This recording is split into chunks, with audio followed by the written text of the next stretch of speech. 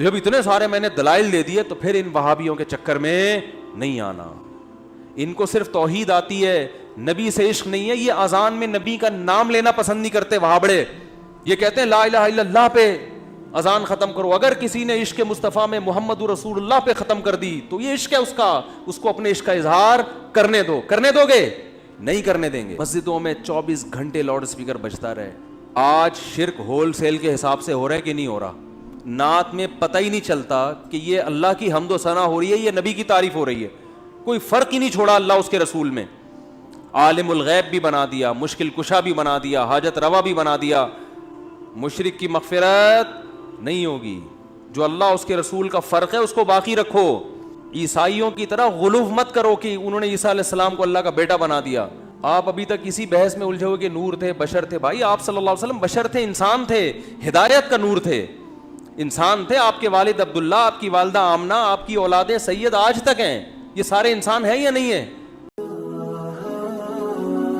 مفتی طارق مسعود special.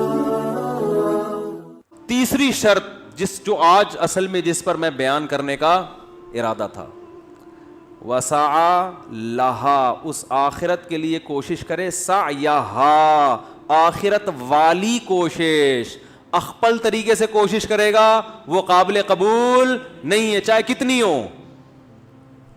جو کوشش اللہ نے بتائی ہے, جو عمل اللہ نے بتایا وہ والا عمل کرنا ہے. اپنی طرف سے کرتا رہے گا چاہے بظاہر کتنا اچھا عمل ہو, پبلک داد دے یار یہ تو عشق رسول میں پاگل ہو گیا ہے.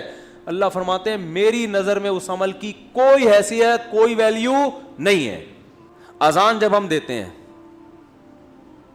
لوگ کہتے ہیں اذان سے پہلے یہ پڑھنے میں کیا حرج ہے, وہ پڑھنے میں. بھائی اذان A to Z کمپلیٹ اللہ اس کے رسول نے بتایا, نہ اس سے پہلے کچھ پڑھنا ہے نہ اس کے بعد. اس کے بعد اگر دعا ہے تو وہ آہستہ ہے. حضرت بلال نے کبھی اذان کے بعد بلند آواز سے اذان کی دعا نہیں پڑھی, اللہم رب ہذہ الدعوۃ التامہ. یہ کبھی حضرت بلال نے اونچی آواز سے نہیں پڑھی ہے. تو نہ اذان سے پہلے کچھ اونچی آواز سے, نہ اذان کے بعد. کمپلیٹ بتا دی. اللہ اکبر سے شروع ہوگی, لا الہ الا اللہ پہ ختم. تو جو مؤذن یہ والی اذان دے گا تو اس نے نیت بھی درست کی اذان میں کہ اللہ کے لیے اذان دے رہا ہوں, کوشش بھی کی کہ اذان دی, اور کوشش بھی وہ جو آخرت کی کوشش جو کمپلیٹ. اب اگر کوئی مؤذن صاحب کھڑے ہوں اور وہ اذان دیں, جب آخر میں پہنچے لا الہ الا اللہ, اس کے بعد انہوں نے کہا محمد الرسول اللہ, آپ پکڑو گے کہ نہیں پکڑو گے؟ بولو بھائی. مؤذن صاحب کو کہو گے بھائی لا الہ الا اللہ پہ آج تک سنا تھا اذان, تو یہ محمد رسول اللہ پہ کیوں ختم ہو رہی ہے؟ اب مؤذن صاحب دلیل دیں کہ نبی نے کہیں منع کیا ہے کہ لا الہ الا اللہ کے بعد محمد رسول اللہ نہیں کہنا, کہیں منع ہے؟ تو آپ دکھا سکتے ہو؟ بولو. نہیں دکھا سکتے. دوسرا وہ کہے کہ میں نے کوئی غلط بات کہی ہے, آپ کہو گے نہیں بھائی محمد رسول اللہ تو ہمارے ایمان کا حصہ ہے صلی اللہ علیہ وسلم, یہ تو ہمارے ایمان کا جزو ہے. آپ کو اچھا پورا کلمہ لا الہ الا اللہ, یہ پورا کلمہ لا الہ الا اللہ محمد رسول. جب غیر مسلم مسلمان ہوتا ہے تو صرف لا الہ الا اللہ پڑھواتے ہو, یہ لا الہ الا اللہ محمد رسول اللہ پڑھواتے ہو کہ بھائی لا الہ الا اللہ محمد رسول اللہ پڑھواتے ہیں. تو جب اتنے سارے میں نے دلائل دے دیے تو پھر ان وہابیوں کے چکر میں نہیں آنا. ان کو صرف توحید آتی ہے, نبی سے عشق نہیں ہے. یہ اذان میں نبی کا نام لینا پسند نہیں کرتے وہابڑے. یہ کہتے ہیں لا الہ الا اللہ پہ اذان ختم کرو. اگر کسی نے عشق مصطفیٰ میں محمد رسول اللہ پہ ختم کر دی تو یہ عشق ہے اس کا, اس کو اپنے عشق کا اظہار کرنے دو. کرنے دو گے؟ نہیں کرنے دیں گے. ابے عشق کے اظہار کا وہ طریقہ جو نبی سے منقول نہیں ہے, وہ عشق نہیں ہے, وہ عشق کا لیبل ہے.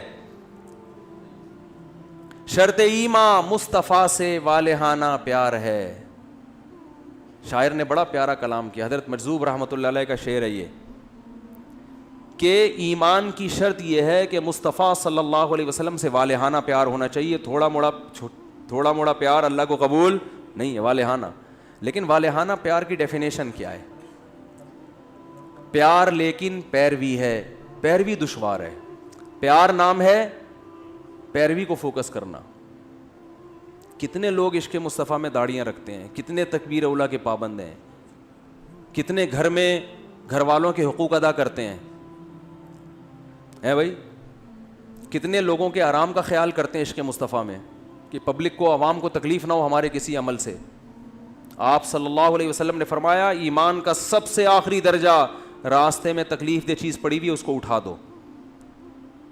تو راستے میں تکلیف دہ چیز ڈالنا یا راستے میں ایسا کام کرنا جو گزرنے والوں کے لیے تکلیف کا سبب بنے, یہ کس کھاتے میں آئے گا بھائی؟ ہے بھائی, مسجدوں میں 24 گھنٹے لاؤڈ اسپیکر بجتا رہے, لوگوں کے آرام. میں جمعے کے بیان میں باہر کا اسپیکر آن بولو نہیں کرتا, حالانکہ بعض پڑوسیوں نے کہا کھول دے اسپیکر, ہم سنتے تھے. میں نے کہا آپ سنتے تھے, سارے دنیا تھوڑی سنتی تھی, بہت سے لوگ نہیں سننا چاہتے ہوں گے, تو ٹھونسیں کیوں اپنی بات ان کے کان میں. اب اس پہ آپ کو کہ اچھی بات سنا رہے ہیں تو وہ بھی اچھی بات کرنے پر ثواب ملتا ہے, ٹھونسنے پر ثواب نہیں ملتا. ہر وقت ہر آدمی کو نہیں زبردستی اپنی بات اس کے کان میں ڈالی جاتی.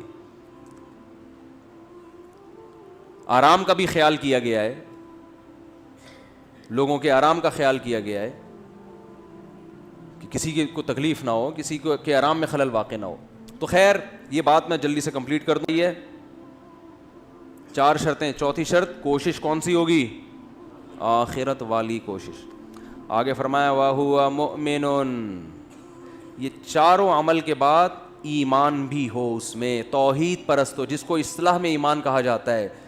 توحید کا منکر نہ ہو, ختم نبوت کا منکر نہ ہو, کوئی اسلام کے بنیادی عقیدے کا منکر نہ ہو. اسلام کے بنیادی عقائد میں توحید, ما فوق الاسباب, مدد صرف کون کرتا ہے؟ اللہ. اگر کوئی شخص مشرک ہے, کتنا ہی اچھا عمل کر لے, قرآن کہتا ہے اعمالہم کرماد اشتدت بہ الریح فی یوم عاصف, مشرک کا عمل ایسا ہے جیسے راکھ کا ڈھیر, دیکھنے میں بہت بڑا لگے گا, وزن اس کا چھٹانک کا بھی نہیں ہوگا, پھونک مارو گے اڑ جائے گا.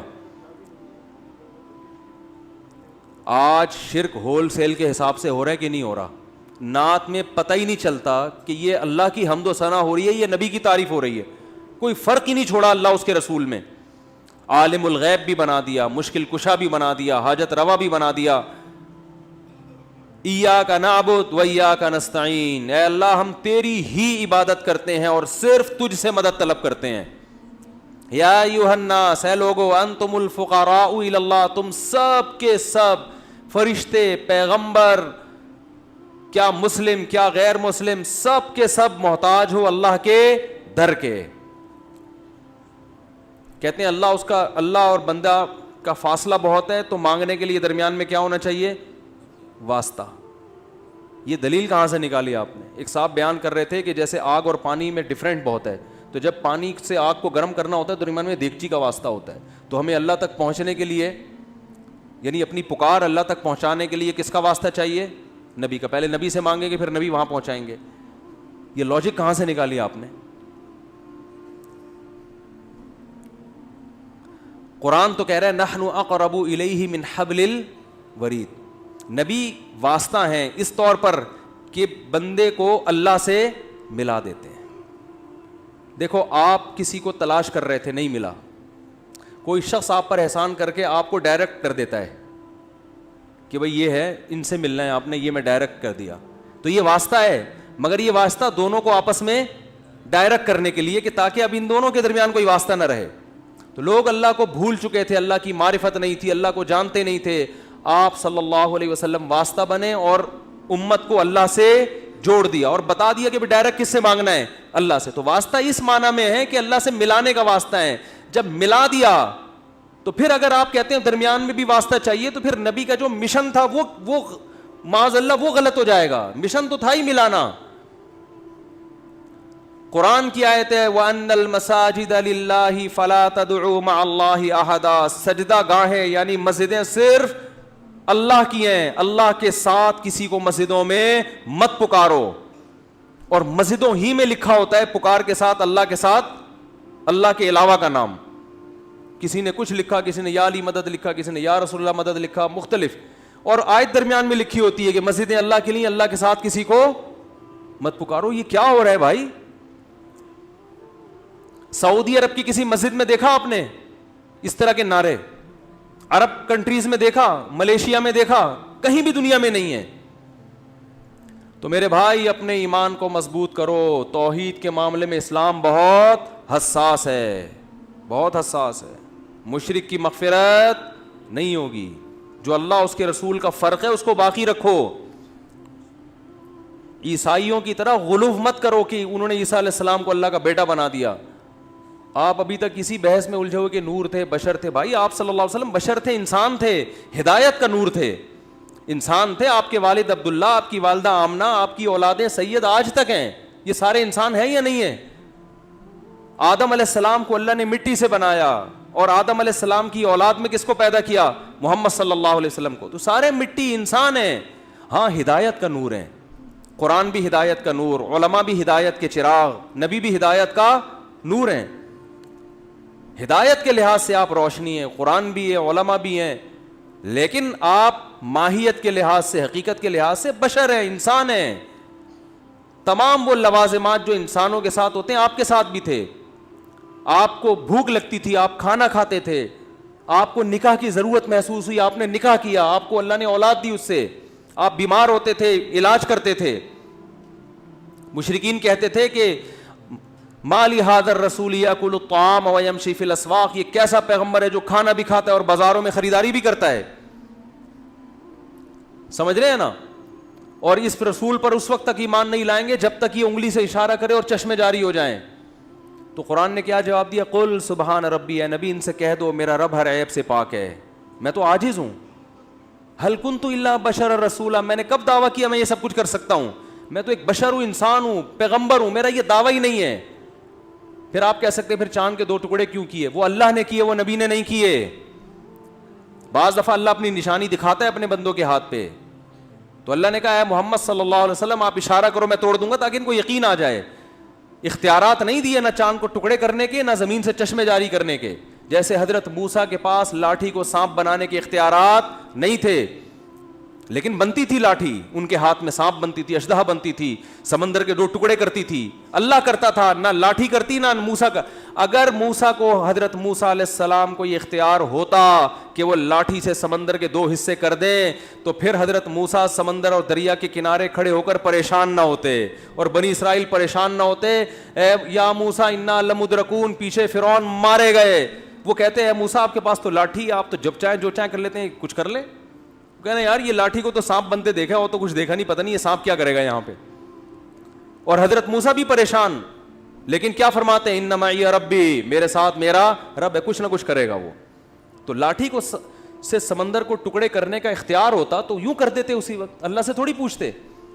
تو میرے بھائی یہ جو ربیع الاول پہ اور یہ جو مختلف معجزے کے میں نے دلائل دیے ہیں, سمجھ میں آ گئے تو ٹھیک ہے, نہیں آئے تو قبر میں جب پہلی رات ہوگی, چاہے وہ کسی بھی تاریخ کو آئے, چاہے محرم ہو یا ربیع الاول ہو یا سفر ہو یا رمضان ہو, تو آپ کی سمجھ میں آ جائے گا. ایک چٹکلا سنا کے بات ختم کر دوں, بالکل اسٹیمپ لگ جائے گی, مزہ آ جائے گا. وہ ایک آدمی گدھا لے کے جا رہا تھا بیچنے کے لیے. ایک آدمی رفیع بھائی پہ بٹھائیں, پہلے 2 آدمی, ٹھیک ہے, بار بار اٹھنے کی کر رہے ہو. بس یہ آخری ہے بالکل, اور یہ آج ہی ہوا ہے, تھوڑا چھٹی کا دن ہے تو ہم نے کہا گریوی لگا دیں.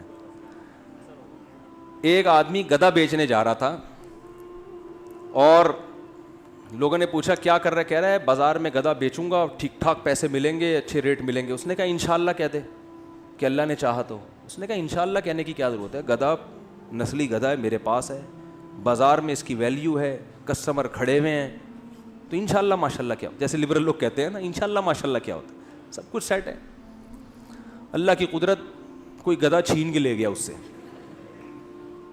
واپس آ رہا ہے, وہی بندہ ملا, ہاں بھائی گدھا کہاں گیا؟ کہہ رہے ہیں انشاءاللہ گدھا لے کے جا رہا تھا, ارادہ یہ تھا کہ انشاءاللہ کوئی کسٹمر مجھ سے خریدے گا, ارادہ یہ تھا کہ انشاءاللہ اچھی قیمت ملے گی, لیکن ماشاءاللہ کوئی بندہ لے کے بھاگ گیا. اس نے کہا میرے بھائی اب انشاءاللہ ماشاءاللہ لگانے کا فائدہ نہیں. تو میرے بھائی اب سمجھ میں آ جائے تو ٹھیک ہے, ورنہ قبر میں بولو گے ماشاءاللہ مفتی صاحب کا بیان بہت اچھا تھا, فرشتے سے کہو گے.